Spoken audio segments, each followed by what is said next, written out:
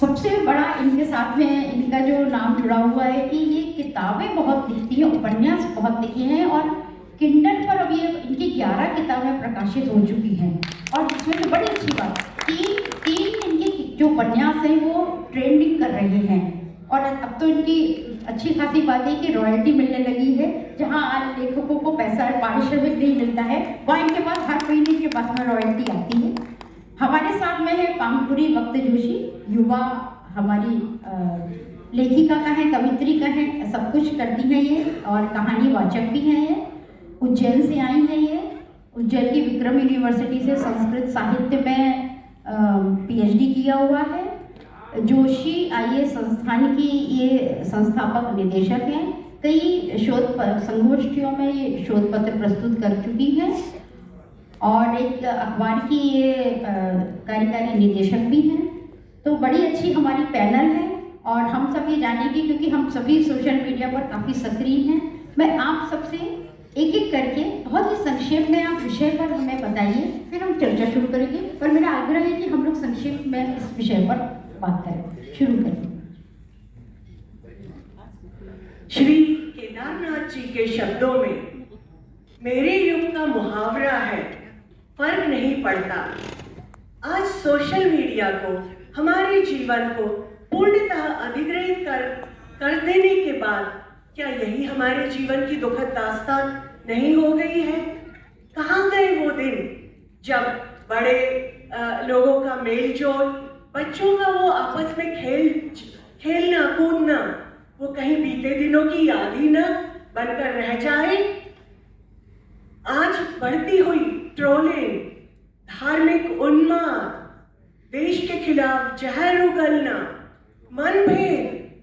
मतभेद जो कि धीरे धीरे मनभेद में परिवर्तित होते जा रहे हैं, ये सब हम अपनी नजरों के सामने होते देख रहे हैं।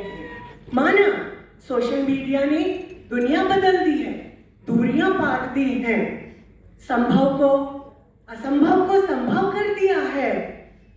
कोई भी प्राकृतिक आपदा, उसमें सबसे बड़ा बचाव एवं सुरक्षा का साधन क्राउड फंडिंग, किसी भी विपक्ष के दल की आवाज बनकर, सब कुछ बनकर उभरा है।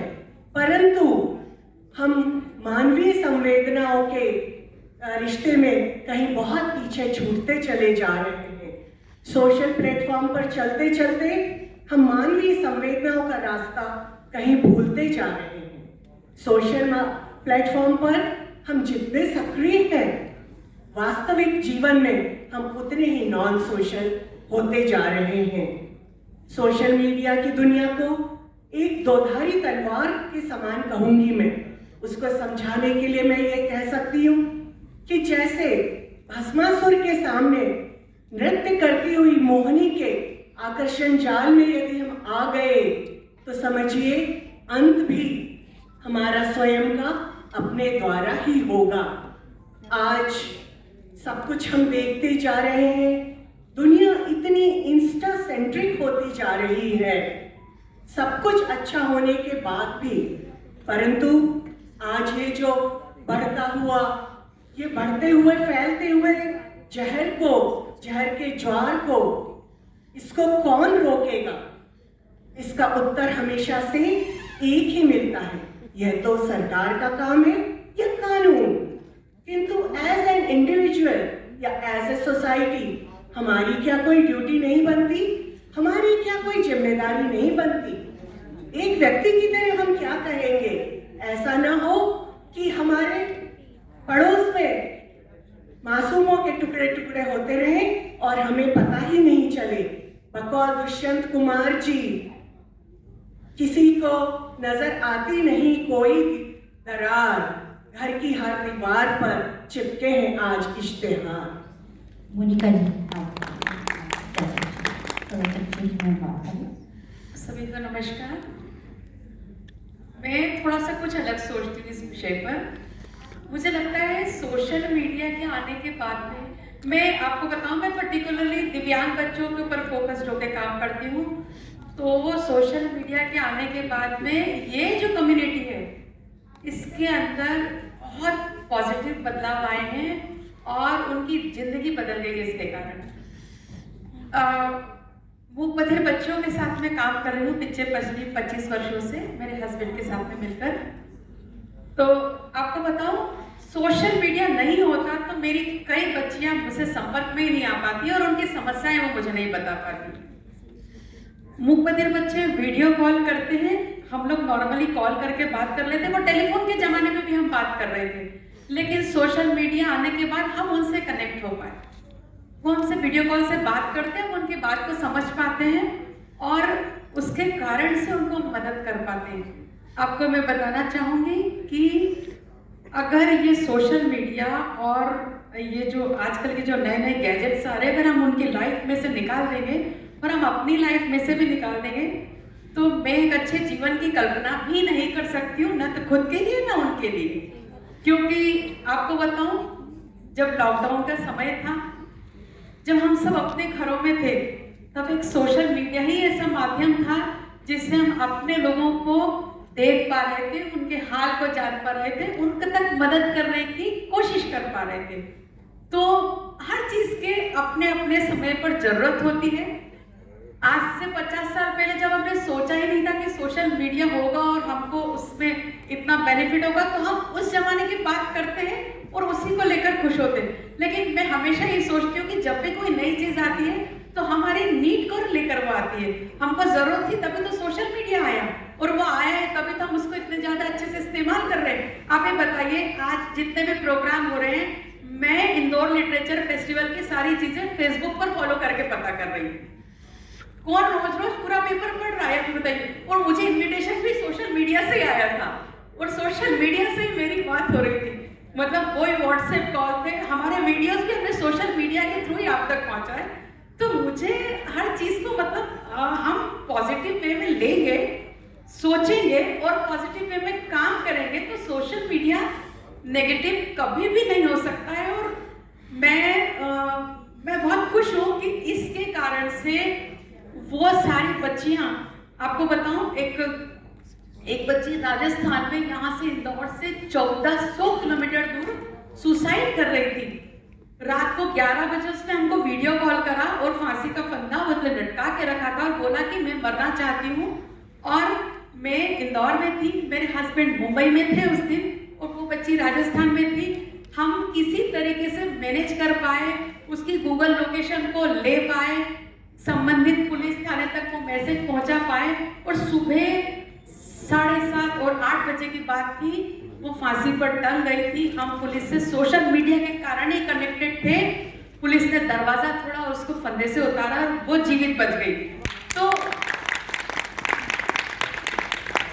ये स्टोरी रियल केस स्टोरी है जो क्राइम पेट्रोल पर भी आई थी। तो मुझे ऐसा लगता है कि एक भी जिंदगी बची है तो हमको तो सोशल मीडिया सबसे अच्छा लगा। नहीं, सही बात। एक जीवन भी हम बचा पाए अगर सोशल मीडिया के कारण। सो आई फील सोशल मीडिया जरूरी है, हम अपने जीवन से उसको हटा नहीं सकते, निकाल नहीं सकते और उसके बिना हम अपने जीवन की कल्पना भी नहीं कर सकते। धन्यवाद। चलिए बाबा, तो अभी तरह की विचारधारा आई है, अब बाबा मिश्रा क्या कहती सुनते हैं। मैं सर्वप्रथम सभी को नमस्कार करती हूँ। जैसा कि हमारी बहनों ने अभी बताया कि सोशल मीडिया के बारे में क्या हमारी फेवरेबल कंडीशन है और क्या, पर मैं केवल इतना कहना चाहूँगी कि हर सिक्के के दो पहलू होते हैं। हर सिक्के के पहलू दो होते हैं, ये हमें देखना है कि हम उसको किस तरीके से और कितना अपने जीवन में उतार रहे हैं और कितना उस पर गहरे जा रहे हैं। और चूंकि क्या है, अति सर्वत्र वर्जित, जब भी हम किसी चीज की अति करते हैं तो वो अति हमारे लिए हमेशा नुकसानदायक होती है। तो हर किसी चीज को अगर हम तरीके से, कायदे से, समझदारी से, अपनी जितनी भी हमारे में उसमें समझ है उसको अगर हम करके, जिस प्रकार से अभी हम देख सकते हैं कि हमारी दोनों बहनों ने कुछ फेवर और अनफेवर में इस तरीके की बात कही, तो मैं केवल इतना कहना चाहूँगी कि आजकल जो हम देख रहे हैं, हमारे सारे जो फेस्टिवल्स हैं, हमारे जितने भी हैं, हम सब सोशल मीडिया के माध्यम से ही मना लेते हैं। जहाँ दिवाली आई, हर बार दिवाली मन गई, न्यू ईयर मन गया, होली मन गया। पहले जो हमारी परंपराएं थी कि हम जाकर के कुछ पर्सनली मिलते थे, अपनी कुछ बातें शेयर करते थे, हम एक दूसरे के घर जाकर के एक अपनापन की भावना से मिलते थे, वो सारी बातें धीरे धीरे इस माध्यम के कारण खत्म हो गई हैं। मैं एक छोटी सी बात रखना चाहूँगी एक 4 लाइन के माध्यम से, कि मैंने रंगोली बनाए और बंधनवार बनाए, मैंने घर के अंदर सोफा सेट, कुर्सी और पर्दे सजाए, मैंने बहुत सी गुजिया और नए नए पकवान बनाए, और मैं इंतज़ार में हूँ कि कोई आए। बहुत समय बीत गया, बहुत समय बीत गया, मुझसे पूछ रही है रंगोली, मुझसे पूछ रही है गुजिया, ये हमारे आगंतुक अभ्यागत अतिथि कब आएंगे, हमारे आगंतुक अभ्यागत अतिथि कब आएंगे। पर मैं मायूस हूँ, मैं मौन हूँ, मैं कुछ कह ना पाई, मैं मायूस हूँ, मैं मौन हूँ, मैं कुछ कह ना पाई। और ये सब देख करके सारी जो गतिविधियाँ थी सब मायूस हो गए। क्योंकि क्या है, हम जब चाहते हैं, जो इंटरेक्शन है वो बहुत ज़्यादा ज़रूरी है। जैसा कि हमारी बहन ने कहा कि हमने एक जीवन बचाया, वाकई बहुत अच्छी चीज़ है, लेकिन हम इसके साथ साथ केवल इतना कहेंगे कि हम किसी भी चीज़ का, हमारे को भगवान ने बहुत अच्छी बुद्धि दी है, तो किसी भी चीज़ का हमें कितना यूज़ करना है, कितना उपयोग करना है, ये हम अपनी समझदारी और जिम्मेदारी से करें तो सबके लिए बहुत अच्छा है। क्योंकि सिक्के के 2 पहलू हैं, एक तरफ उसका फायदा है और एक तरफ नुकसान है। ये आज से नहीं पर मंजुला जी से बात कर, मंजुला जी, और अभी 3 और नवे विषय। आप सभी को नमस्कार। सोशल मीडिया, एक उदाहरण देखते हैं। यदि सोशल मीडिया पर हम इतने ज़्यादा सक्रिय नहीं होते तो शायद इस विषय को सुनने के लिए ये हॉल भरा हुआ होता। हम सभी लगे रहते हैं अपने सोशल मीडिया पर। निश्चित ही सोशल मीडिया के बिना जिंदगी आज असंभव लगती है, लेकिन हर चीज़ की एक सीमा होनी चाहिए, और वह सीमा हमें, हमारे लिए हमें स्वयं को ही निर्धारित करनी होगी। हर काम के लिए हम सोचें कि सरकार की बंदिशें हों, ये संभव नहीं। हमारे सामाजिक जीवन में, हमारे पारिवारिक जीवन में, हमारे सरोकार, हम सामाजिक स्तर पर कितने सोशल मीडिया से जुड़े रहें या ना रहें, हमारी एक सीमाएं हमें ही निर्धारित करनी होगी। जब कोई राष्ट्रीय संपदा आती है, कोई विपदा आती है, तो जरूर निश्चित व्हाट्सएप पर भी आ जाता है कि भाई सब आपके व्हाट्सएप मैसेजेस चेक किए जा रहे हैं, तब हम थोड़े से अलर्ट हो जाते हैं। लेकिन ये सूचना या इस तरह की बातें हमारे लिए क्यों जरूरी है? हम जो पढ़े लिखे लोग होते हैं वही हम सोशल मीडिया का उपयोग कर रहे हैं। मैं मानती हूँ कि बहुत सारे ना पढ़े हुए भी सोशल मीडिया से अपनी सारी जानकारी हासिल कर रहे हैं, लेकिन बहुत ज़्यादा, सबसे अधिक मैं सोचती हूँ कि सोशल मीडिया के साधनों में सबसे अधिक व्हाट्सएप पर हम इतने ज़्यादा सक्रिय हैं कि जो मैसेजेस हम फॉरवर्ड कर देते हैं उन्हें ध्यान से देखते भी नहीं। आप सबको याद होगा, मैं समझती हूँ, अभिनेता दिलीप कुमार के मौत की खबर कम से कम 2-3 बार व्हाट्सएप पर आ गई और हमने आपस में एक दूसरे को फॉरवर्ड की। सच पूछा जाए तो यदि हम किसी की खबर आती और टीवी खोल के देख लेते तो शायद ऐसी बात नहीं होती। इससे भी बहुत खराब एक पहलू मुझे वो लगता है, एक बार कोई सुधीर नाम के व्यक्ति की ब्रेन डेड हुई और उनके परिवार वाले लोग एक जागरूक लोग थे, तो उन्होंने सोशल मीडिया पर, व्हाट्सएप पर, फेसबुक पर अपनी जानकारी दी कि हम इनका अंगों का दान करना चाहते हैं। साथ ही एक फ़ोन नंबर भी दिया कि आप इस नंबर पर संपर्क करें। वो मैसेज पिछले 10 साल से तो मैं देख रही हूँ और पहले से मालूम नहीं, हर 4-6 महीने, साल भर में फिर से आ जाता है। क्यों आ जाता है? क्योंकि उस पर जो दिया हुआ एक फ़ोन नंबर है उस पर हमने संपर्क नहीं किया। हम एक जिम्मेदार नागरिक नहीं बने, हमने बस किसी को बस मैसेज फॉरवर्ड करना है कर दिया। तो वास्तव में जिस व्यक्ति को किसी अंग की ज़रूरत है वो इतने अंदर से वो हो जाता है कि भाई ये जल्दी से मैं मुझे कुछ मिल जाए। वो जब फोन पे संपर्क करता है तो दुखी होता है। तो इस तरह के मैसेज जो हमारी करुणा से जुड़े हैं, हमारी आत्मा से जुड़े हैं, कम से कम एक दूसरे को मैसेज फॉरवर्ड करें। जो फॉरवर्डेड मैसेज का ट्रेंड है वो मेरे को लगता है बंद कर देना चाहिए एक सामान्य नागरिक को। जो आप लिखना चाहते हैं अपनों को 2 लाइन में लिख दीजिए ना। बहुत सारे लोग फेसबुक पे लिख देते हैं, भाई हम इतने दिनों के लिए लंदन जा रहे हैं, अमेरिका जा रहे हैं। हम ये भी थोड़ी चर्चा में भी लाएंगे। बिल्कुल, बिल्कुल। हम थोड़े विचार सुन ले अभी रेखा जी से। ठीक है, मैं और यही कहती हूँ कि सोशल मीडिया बहुत जरूरी है, लेकिन हम अपनी सीमाएं स्वयं निर्धारित करें। धन्यवाद। रेखा जी। पहले हमारी मूलभूत जरूरत में रोटी पास में लेने हुआ करता था, लेकिन अब चौथी जो मूलभूत जरूरत बन गई है सोशल मीडिया। सोशल मीडिया हमारे एक मित्र की तरह हो गया है, परम प्रिय मित्र की तरह, जो कि हमारे कंधे पर हाथ रखकर बड़े मजे में हमें दिशा देता रहता है। बस हमें करना इतना है कि वो हमारे कंधे पर हाथ रख, माइक पास में लेना रेखा जी। इसकी बजाय सोशल मीडिया एक हमारा परम प्रिय मित्र हो गया है।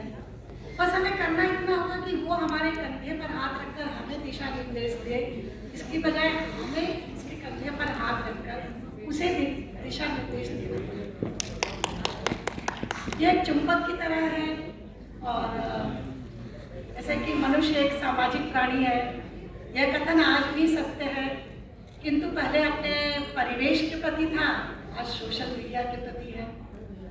लेकिन जैसा कि मोनिका जी ने बताया कि सोशल मीडिया के उन्होंने किसी की जान बचाई, तो ये बहुत अच्छी बात है।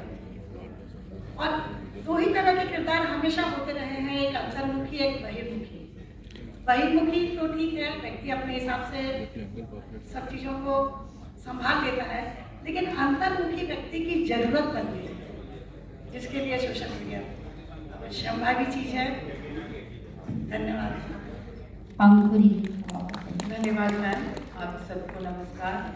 हॉल में जितने लोग श्रोता दर्शक बैठे हैं उन सबको मेरा नमस्कार। अभी तक हमने जो बात करी सोशल मीडिया पर, वो ज़्यादातर उसका पॉजिटिव एस्पेक्ट था, 1-2 लोगों को छोड़कर, क्योंकि यहाँ सब बहुत ज़हीन लोग बैठे हैं, बहुत पढ़े लिखे हैं, ठीक ठाक उम्र भी सब में ली है, तो वो जानते हैं कि सोशल मीडिया का सही उपयोग कैसे किया जा सकता है, कि उसको हम ज़्यादा बेहतर तरीके से उपयोग कर पा रहे हैं।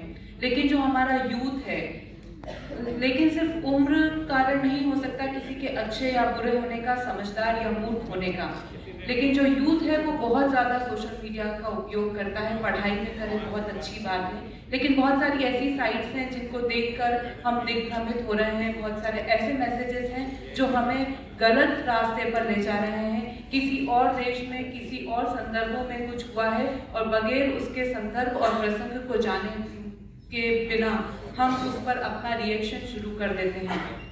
मुझे लगता है इन सब पर रोक लगनी चाहिए। हम हर चीज़ पर सरकार पर नहीं देख सकते, क्योंकि हम एक बहुत बड़ी डेमोक्रेसी में जी रहे हैं जिसमें मॉनिटरिंग बहुत मुश्किल होती है। अभी तक हम बेसिक चीज़ों के लिए भी संघर्षरत हैं, इसीलिए हम विकासशील हैं। तो हमें ज़्यादा बेहतर होगा कि हम एक फेडरल इंफ्रास्ट्रक्चर इस तरह का खड़ा करें और छोटे बच्चों पर ध्यान दिया जाए कि वो क्या चीज़ें देख रहे हैं। उनको शुरू से ये सिखाया जाए कि उन्हें क्या सोशल मीडिया पर देखना है। कोई भी मैसेज या कोई भी वीडियो अपलोड करने के पहले हमारी जिम्मेदारी तय हो, क्योंकि हो ये रहा है कि जिसके भी हाथ में मोबाइल है वो पत्रकार हो गया है बगैर किसी जिम्मेदारी के। तो इस तरह की बगैर जिम्मेदारी की पत्रकारिता बंद होनी चाहिए। मुझे लगता है इसके आगे का सेशन और चलेगा। बिल्कुल, मतलब ये अभी निकल के आए हैं, ये अलग अलग निकल कर आए हैं हमारे सामने। अभी जैसे जिक्र हुआ है मोनिका जी, आपने कहा कि वो लड़की जिसकी आपने जान बचाई, लेकिन आप ये देखिए कि यदि सोशल मीडिया पर आया है तो इसका मतलब है कि लेकिन क्या ये सही कदम था उसका सोशल मीडिया पर बताना ये चीज़ कि मैं सुसाइड कर रही हूँ, क्योंकि आपने उसके पॉजिटिव भी हैं। मैं इस पर्टिकुलर इस पॉइंट पर आपसे पूछना चाहूँगी। मैं 1 मिनट मंजुला जी। हाँ, ये बहुत बच्चे जो दिख रहे हैं, बहुत अच्छी बात लग रही है। सारे बच्चे एक बार आप तालियां बजा दो। सोशल मीडिया से आपसे रिलेटेड है ये विषय भी। चलिए, आपने बोला कि क्या सही था। देखिए वो मुंह पर ही रहे, वो मुंह पर ही रहे, और अगर वो मुझे वीडियो कॉल करके अपनी समस्या बता रही तो वो उसके लिए सही था और वही उसके पास ऑप्शन था। वो बोल ही नहीं सकती थी, वो लिख के बता नहीं सकती थी, उसको पता नहीं था हम कहाँ पर हैं, और जल्दी से कनेक्ट होने के लिए इससे अच्छा साधन इसके पास कुछ था ही नहीं। मतलब ये है कि सोशल मीडिया की पहुंच गांव तक आपने बताया, उधर तक पहुंच गई। बिल्कुल। लेकिन जैसे महिमा जी आपने कहा कि आपने हम यदि जैसा इन्होंने कहा हम पॉजिटिव, तो ये वही है ना कि इन्होंने भी 2-3 हमारी सखियों ने कहा कि हमारा नजरिया होना चाहिए ना देखने का, कि हम क्या देख रहे हैं और हम क्या उसका उपयोग कर रहे हैं, ये तो हमारे ऊपर निर्भर करता है ना। जी बिल्कुल हमारे ऊपर निर्भर करता है।